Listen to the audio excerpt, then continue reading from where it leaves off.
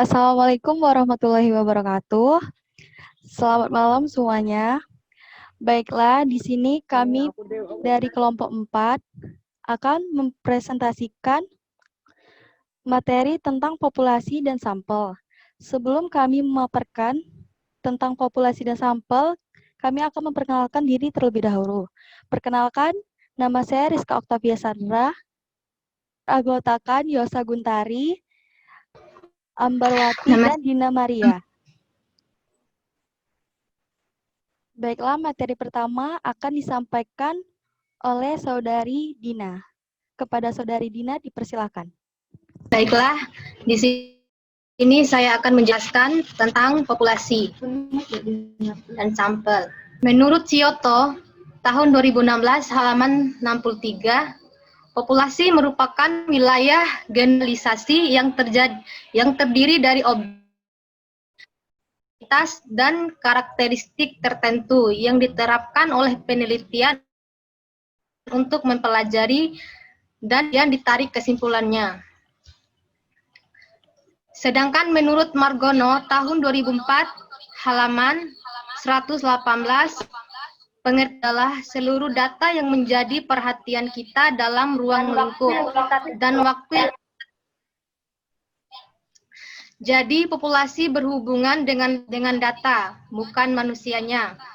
Kalau setiap manusia memberikan suatu data, maka banyaknya atau ukuran populasi akan sama dengan banyaknya manusia. Materi pengertian dari sampel. Menurut tahun 2015 halaman 64, sampel adalah sebagian dari jumlah dan karakteristik yang dimiliki oleh populasi tersebut, ataupun bagian kecil dari anggota populasi yang diurut prosedur tertentu sehingga dapat mewakili populasinya.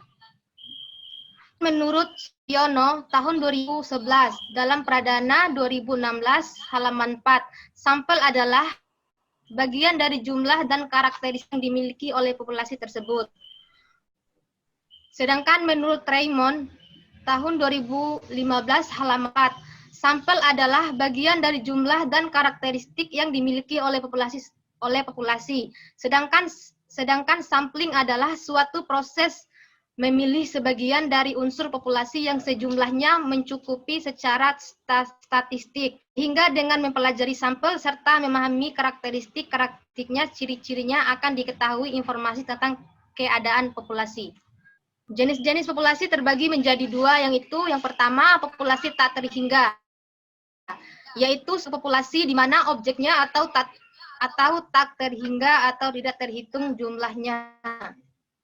Kedua, populasi terhingga, yaitu suatu populasi yang terhingga objeknya atau dapat terhitung jumlahnya. Keuntungan penelitian dengan menggunakan sampel. Yang pertama, biaya menjadi berkurang, yaitu dengan mengambil data dari sebagian populasi, berarti jumlah sumber data yang akan dikumpulkan lebih sedikit dari jumlah populasi. Dengan jumlah yang terbatas, berarti pula biaya yang digunakan untuk penyelidikan menjadi berkurang dibandingkan apabila data harus dikumpulkan dari populasi. Selanjutnya, lebih cepat dalam mengumpulkan dan pengelolaan data, di mana dengan responden yang lebih sedikit, berarti waktu yang digunakan untuk mengumpul data lebih cepat.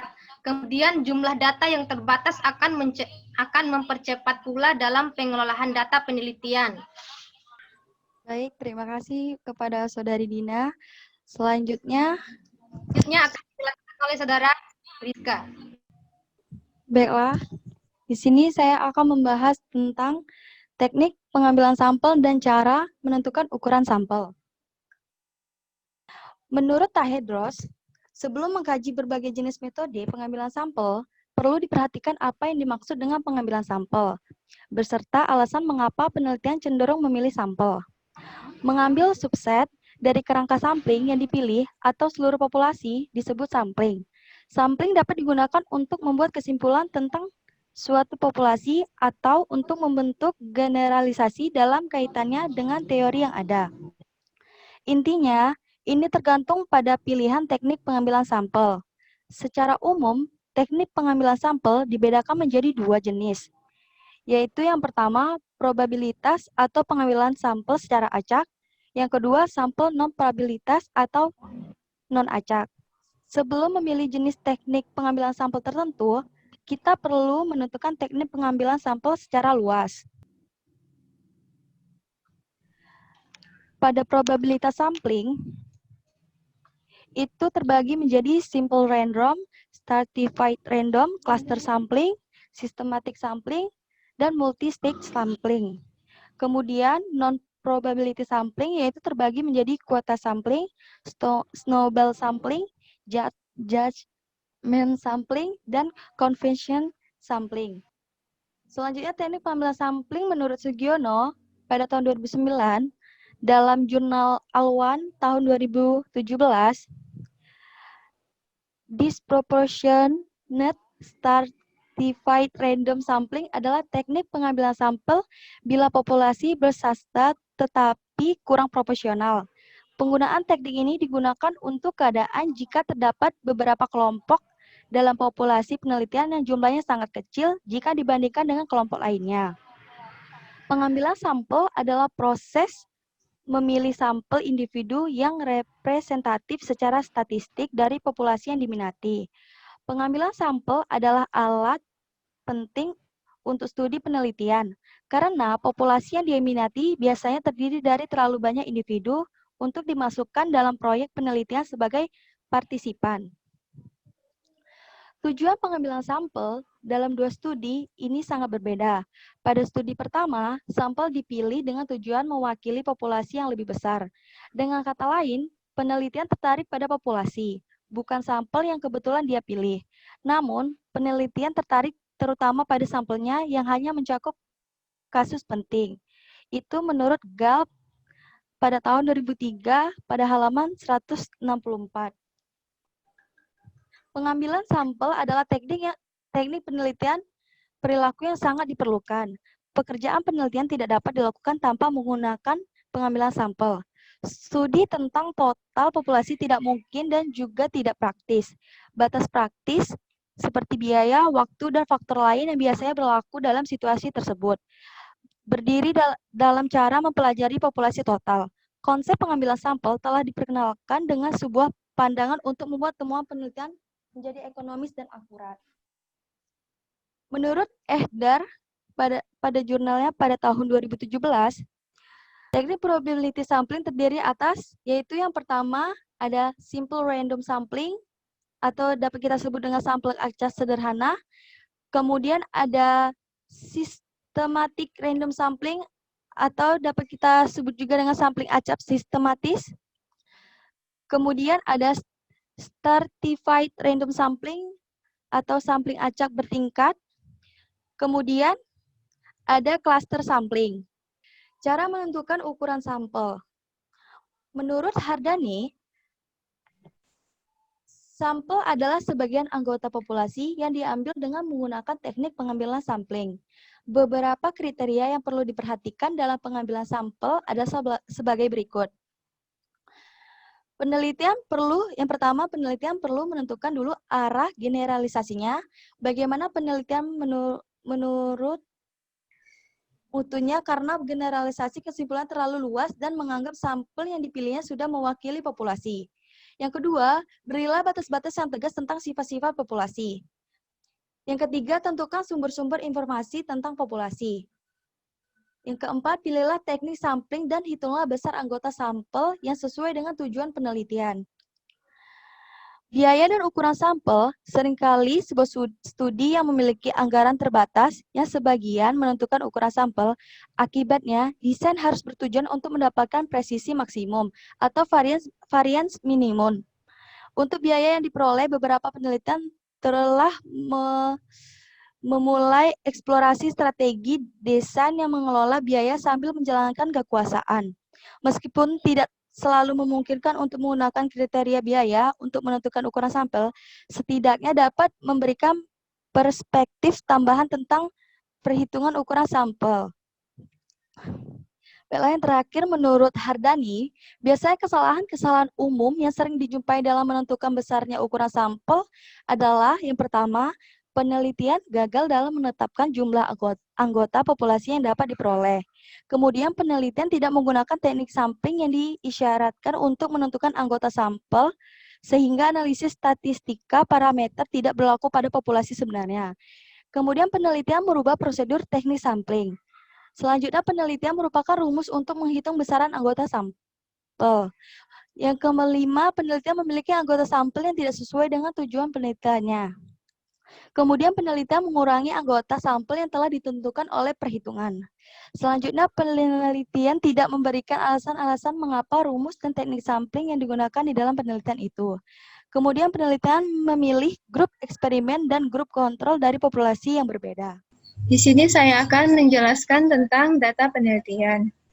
Menurut skala pengukurannya, data penelitian terbagi menjadi 4, yaitu data nominal, data ordinal, data interval, dan data rasio. Nah, yang pertama, data nominal. Data nominal memiliki unsur penamaan. Di sini pada tabel terlihat bahwa untuk laki-laki diberikan bobot atau skor 1, dan untuk perempuan diberikan bobot atau skor 2. Nah, pemberian bobot ini tidak memiliki makna. Jadi, apabila ingin diganti laki-laki 2, perempuan 1 itu tidak masalah. Selanjutnya, data ordinal. Data ordinal ini memiliki penamaan dan urutan. Urutan dalam pengkodean data ordinal itu memiliki makna. Misalnya dalam contoh termudah, perankingan dalam suatu kelas. Terdapat peringkat 1, peringkat 2, dan peringkat 3. Nah, dalam data ordinal, jarak antara peringkat 1 dengan peringkat 2 itu tidak diketahui. Begitupun dengan peringkat 2 ke peringkat 3, dan seterusnya. Data interval merupakan data yang memiliki unsur penamaan dan urutannya memiliki sifat atau skala interval. Yang terakhir itu adalah data rasio. Data rasio ini merupakan tingkatan data tertinggi, gabungan dari data nominal, ordinal, dan interval. Jadi, data rasio ini memiliki unsur kenamaan, urutan, intervalnya bermakna, dan angka nolnya adalah mutlak. Baik, di sini data. Menurut Solihah, tahun 2016, halaman 348, cara menyajikan data statistik secara teratur, singkat, dan mudah dimengerti. Penyajian data statistik ada 2 bentuk, yaitu bentuk data dalam penyajian tabel dan bentuk penyajian dalam grafik, di mana dalam statistik deskriptif yang digunakan dalam menganalisa data dengan cara mendeskripsikan atau menggambarkan data yang telah terkumpul tanpa bermaksud membuat kesimpulan yang berlaku umum. Menurut Setiabudi, tahun 2016, halaman 31-35, fungsi penyajian data adalah agar si pembaca dapat mudah memahami data yang diberikan dan menyajikan data tidak hanya sekedar menyajikan angka, melainkan menyajikan data itu akan bermanfaat untuk menarik kesimpulan dengan cepat dan tepat. Adapun prinsip data